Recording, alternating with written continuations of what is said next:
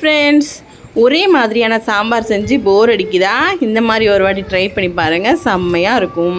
இதுக்கு வந்து carrot, beans, கத்திரிக்காய், முருங்கைக்காய், பருப்பு எல்லாத்தையும் போட்டு நல்லா வந்து ஒரு 2 தண்ணி இல்லைனா 3 தண்ணி வந்து நல்லா வந்து வாஷ் பண்ணிக்கோங்க. அதுக்கப்புறமா பார்த்தீங்கன்னா இதை வந்து ஒரு குக்கரில் சேர்த்துக்கோங்க. இது வந்து சில பேர் எண்ணெயில் வதக்கி கூட பண்ணுவாங்க. இந்த மாதிரி பண்ணால் செம்ம டேஸ்ட்டாக இருக்கும். காய்கறி எல்லாமே நல்லா வந்து மசிஞ்சு அதோட டேஸ்ட் எல்லாமே சூப்பராக இருக்குங்க. நான் இதை வந்து கொஞ்சம் கொஞ்சமாக வந்து சேர்த்துக்கிட்டேன். அதுக்கப்புறம் பார்த்தீங்கன்னா நான் வந்து பெரிய வெங்காயம் தான் சேர்த்துருக்கேன். சின்ன வெங்காயமும் சேர்த்துக்கலாம், பெரிய வெங்காயமும் சேர்த்துக்கலாம். நான் பெருசு சேர்த்துருக்கேங்க. அதுக்கப்புறம் பார்த்தீங்கன்னா ஒரு 2 தக்காளியை 2 பாதியாக வெட்டி நான் போட்டிருக்கேன்.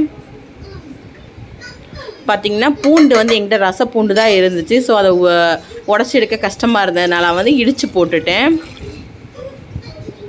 அதுக்கப்புறம் நம்ம வந்து போட்டிருக்க எல்லா இன்க்ரீடியண்ட்டும் முங்குற அளவுக்கு நம்ம வந்து கொஞ்சம் மேலே வரைக்கும் இருக்கிற அளவுக்கு நம்ம தண்ணி சேர்த்துட்டு விசில் போட்டு மூடிடலாங்க. இது வந்து ஒரு 4 விசில் வர வரைக்கும் நம்ம வந்து வேக வச்சு எடுத்துக்கலாம்.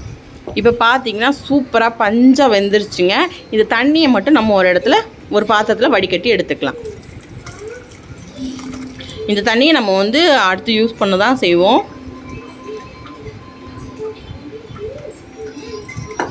பார்த்திங்கன்னா இந்த பவுல் வந்து தனியாக இருக்கட்டும். நம்ம வந்து அடுத்து இதை மசிச்சுட்டு வந்துடலாம். நான் வந்து விஸ்க் வச்சு மசிக்கிறேன். நீங்கள் அந்த மத்து கூட யூஸ் பண்ணிக்கலாம். ஏன்னா நான் குக்கர்ன்றனால ரொம்ப வெந்துடும். அதனால் நம்ம வந்து லைட்டாக வந்து மசிச்சு விட்டாலே போதும். சூப்பராக வந்து நமக்கு ரெடி ஆயிரும். இப்போ பார்த்தீங்கன்னா செம்மையாக ரெடி ஆயிடுச்சுங்க.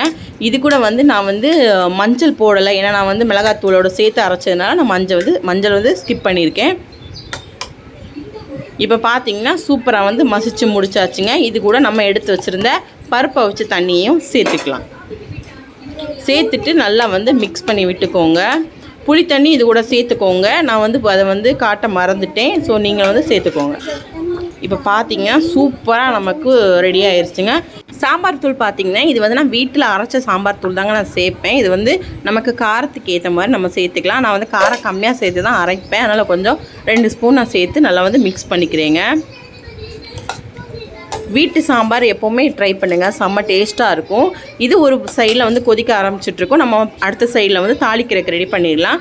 நான் வந்து கடலெண்ணெய் யூஸ் பண்ணியிருக்கேங்க. நல்லா வந்து கடலெண்ணெய் விட்டுட்டு எண்ணெய் காயிற அளவுக்கு நம்ம வந்து வெயிட் பண்ணிக்கலாங்க. இப்போ பார்த்தீங்கன்னா எண்ணெய் வந்து நல்லா வந்து காய ஆரம்பிச்சிட்டுங்க. இதுக்கு வந்து தாளிப்பு நம்ம எடுத்து வச்சிடலாம். நான் வந்து உளுந்த பருப்பு, கடுகு, வரமிளகாய், அப்புறம் வந்து கருவேப்பிலை எடுத்து வச்சுருக்கேங்க. இது போட்டு தாளிச்சிங்கன்னா செம்மையாக இருக்கும். சில பேர் சின்ன வெங்காயம் கூட சேர்த்து தாளிப்பாங்க. இதெல்லாம் போட்டு நம்ம எண்ணெயில் வந்து தாளித்து கொட்டிக்கலாம்.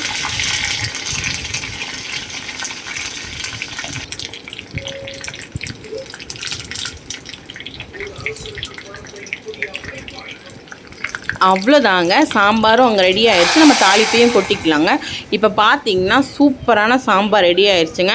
நம்ம வந்து தேவையான அளவுக்கு வந்து உப்பும் சேர்த்துக்கலாம். உப்பு வந்து நம்ம லாஸ்ட்டாக தான் சேர்த்துருக்கோங்க.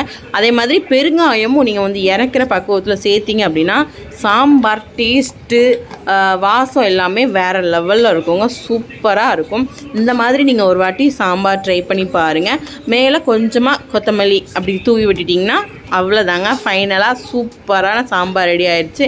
இது வந்து தோசைக்கு, இட்லிக்கு, அப்புறமா சாதத்துக்கு எல்லாத்துக்குமே சூட்டபுளாக இருக்கும். நீங்களும் வீட்டில் ஒரு வாட்டி ட்ரை பண்ணி பாருங்கள். பாய்.